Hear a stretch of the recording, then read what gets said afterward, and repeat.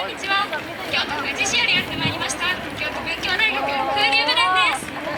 本日披露いたします演舞は2021年度オリジナル演舞「暁」。テーマは人狼ゲームです。人に化けた狼の探りゆくさまざまな肉食同士の駆け引き、そしてこのゲームを終えた先に我々が分かち合う心とは何かをお届けいたします。風流船一同、来てくださった皆様に精一杯演舞させていただきます。お手拍子、足拍子、お心拍子のほどよろしくお願いします。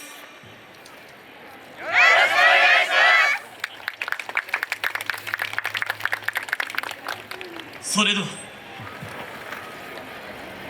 月よりも嬉しい人狼よ、今宵人々は何を願う？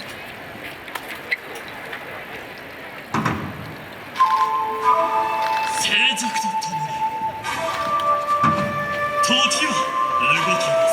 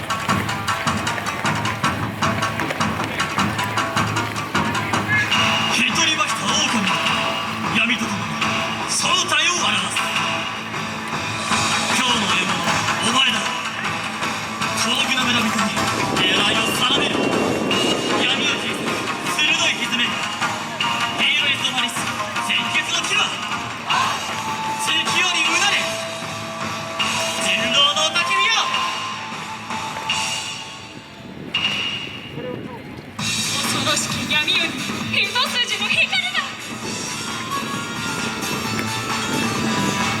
今宵の占いは人々を導き、麗しき音色に祈りを込めて怪しげな気配を真理に誘う。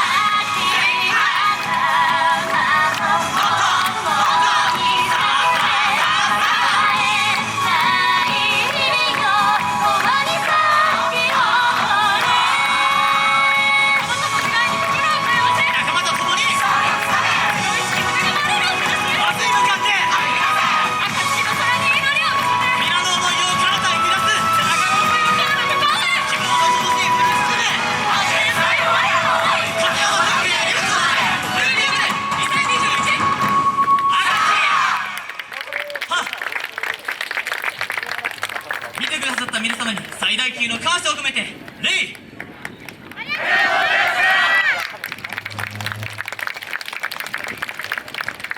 連呼撤収。